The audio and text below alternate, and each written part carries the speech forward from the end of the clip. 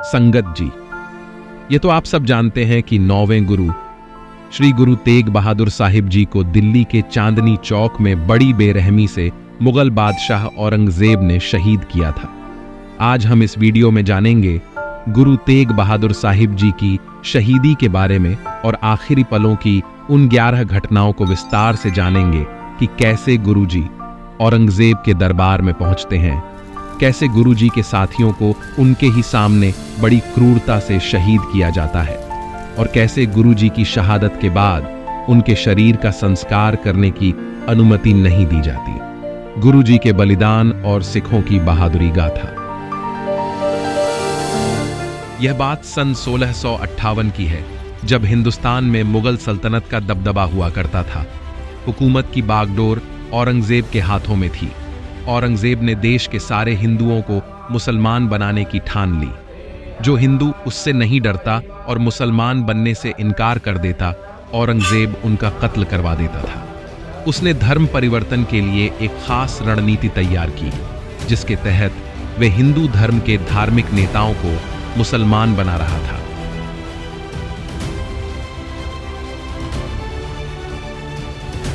ताकि उनको देखकर दूसरे उनके श्रद्धालु भी अपने आप ही मुसलमान बन जाए।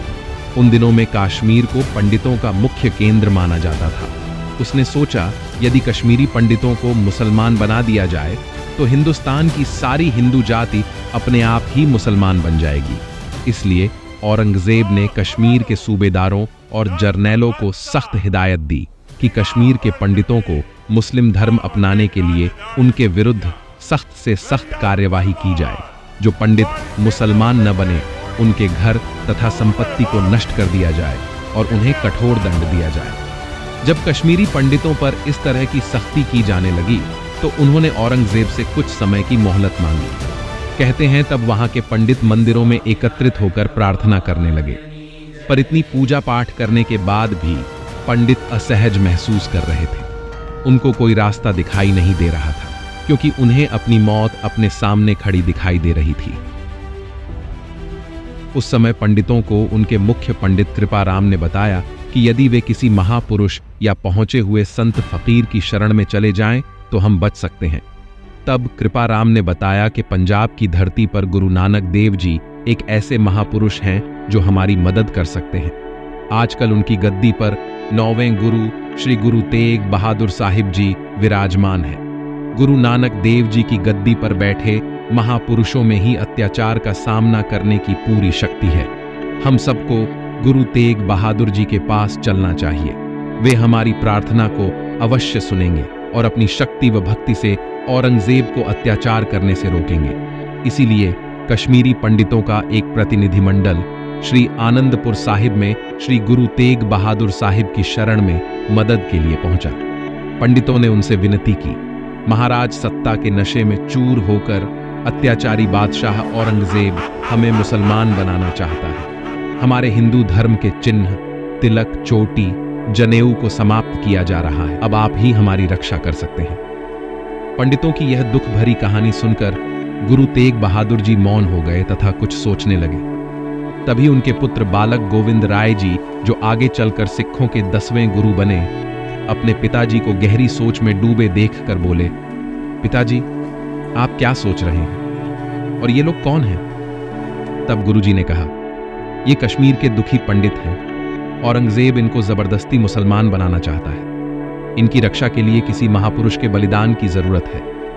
यदि ये लोग मुसलमान बनना स्वीकार नहीं करते तो इनको मौत के घाट उतार दिया जाएगा। तब 9 वर्षीय बालक गोविंद राय जी ने उत्तर दिया, पिताजी आपसे बड़ा और कौन महापुरुष है जो इनकी रक्षा कर सके? अपने पुत्र के मुख से यह उत्साह भरी बातें सुनकर गुरुजी ने उत्तर दिया, जाओ कह दो औरंगजेब से, यदि वह हमारे गुरु तेग बहादुर जी को मुसलमान बना देगा तो हम सब मुसलमान बनने के लिए तैयार हैं। हम उससे टक्कर लेने के लिए तैयार हैं। गुरुजी के मुख से ऐसे वचन सुनकर पंडित बहुत खुश हुए और खुशी खुशी अपने घरों को लौट आए, क्योंकि वह जिस काम के लिए गुरुजी के पास आए थे उनका वह काम संपूर्ण हो गया था। घर लौटते ही पंडितों ने औरंगजेब को खबर भिजवा दी कि गुरु तेग बहादुर जी हमारे गुरु पीर हैं। यदि आप उनको मुसलमान बना ले तो हम सब भी मुसलमान बन जाएंगे। औरंगजेब ने पंडितों की बात सुनकर सोचा कि एक व्यक्ति को अपने धर्म में लाने से यदि सभी हिंदू मुसलमान बनने के लिए तैयार हो तब हमें और क्या चाहिए। इसलिए गुरु तेग बहादुर जी को हर हालत में मुस्लिम धर्म में लाना बहुत जरूरी है।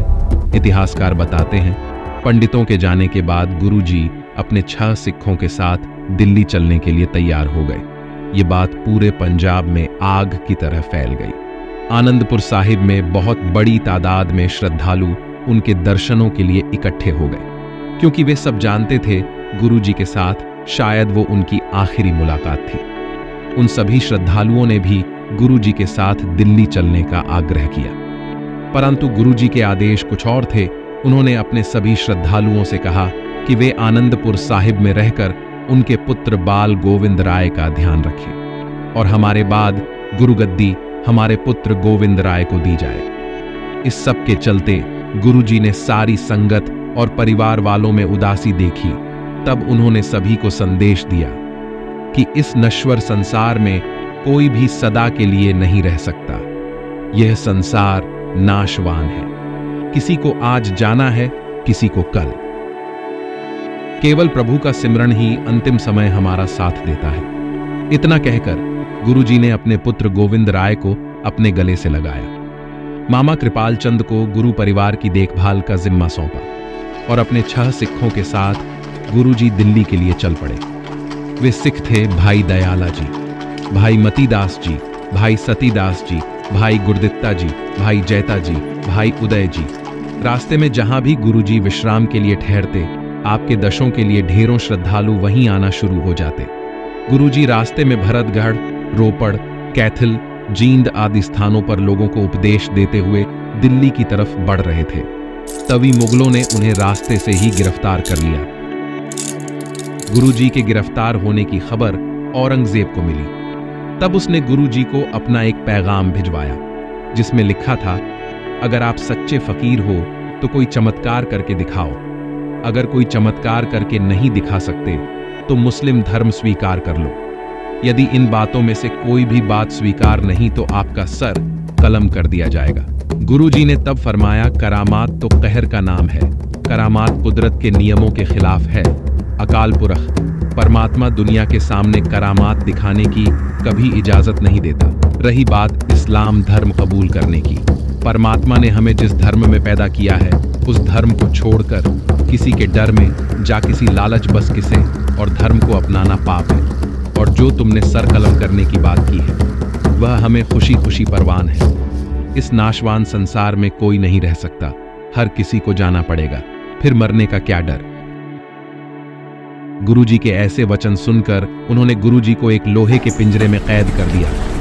गुरुजी को भूखा प्यासा रखा गया और उन्हें बहुत सी यातनाएं दी गईं। इतना कुछ करने के बाद भी वह गुरुजी के इरादे को पिघला ना सके। गुरुजी को पता था कि अब उनके पास ज्यादा समय नहीं है, इसलिए उन्होंने सबको धैर्य रखने को कहा और तेरा भाणा मीठा लागे का उपदेश दिया। यह देख औरंगजेब ने क्रोध में आकर गुरु साहिब को झुकाने के लिए भाई मतीदास को आरे से 2 फाड़ चीरण का हुक्म जारी किया। इससे तरह भाई सतीदास को जिंदा ही कपास में लपेटकर आग में जलाया गया। फिर भाई दयाला जी को खौलते हुए पानी में जीवित उबाल दिया गया। गुरुजी और गुरु के सच्चे सिखों में से कोई भी अपने धर्म से ना डोला। इनके चेहरों पर एक रूहानी नूर था जिसकी चमक औरंगजेब को बेचैन कर रही थी।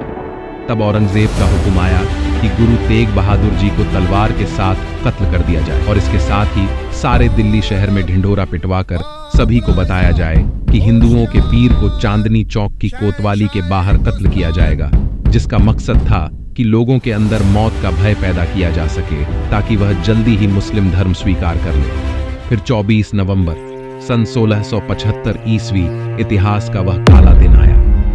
दिन निकलते ही कोतवाली के बाहर एक एक करके लाखों की तादाद में लोग इकट्ठा होना शुरू हो गए। हर किसी के चेहरे पर खौफ था, लेकिन गुरु तेग बहादुर जी चढ़ती कला में थे। गुरुजी की इच्छा अनुसार उन्हें स्नान करवाया गया। फिर काजी ने फतवा पढ़ा और जल्लाद जलालदीन ने तलवार के एक बार से गुरु साहिब का शीश धड़ से अलग कर दिया। इस भयंकर दर्दनाक दृश्य को देखकर वहां उपस्थित लोगों में हाहाकार मच गई। उसी समय एक भयानक तूफान उठा और काली अंधेरी चल पड़ी। दिन में ही अंधेरा छा गया। पुलिस का कड़ा पहरा होने के कारण वहां खड़े लोग गुरुजी का शरीर ना उठा सके। वास्तव में इस घटना से लोग इतने डर गए, कोई भी गुरुजी का शरीर उठाने की हिम्मत ना जुटा पाया। औरंगजेब के सिपाही लगातार उस भीड़ पर नजर रखे हुए थे। इतिहास में दर्ज है कि भाई उदय जी, भाई जैता जी और भाई गुरदित्ता जी उसे समय लोगों की भीड़ में शामिल थे। अचानक आई तेज आंधी और अंधेरे का फायदा उठाते हुए भाई जैता जी ने मुगल फौज को चकमा देकर उसकी नाक के नीचे से गुरुजी के सीस को जान की परवाह न करते हुए हिफाजत से आदर सहित आनंदपुर साहिब पहुंचाया।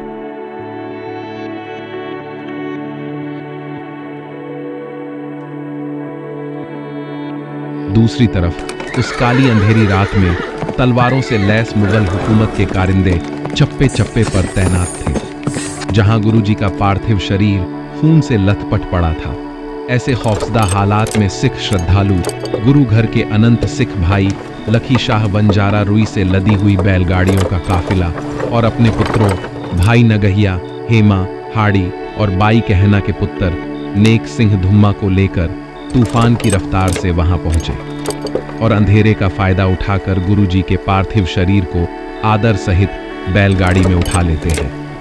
वहां से यह काफिला सीधा भाई लखी शाह बंजारा के घर रायसीना में पहुंचा। वक्त की नजाकत को नजरअंदाज नहीं किया जा सकता था, इसलिए भाई लखी शाह बंजारा ने गुरुजी का अंतिम संस्कार अपने घर में करने का फैसला किया। तो फिर भाई लखी शाह बंजारा ने लकड़ियों को इकट्ठा कर गुरुजी के पार्थिव शरीर को अपने घर के समेत अग्नि भेंट कर दिया।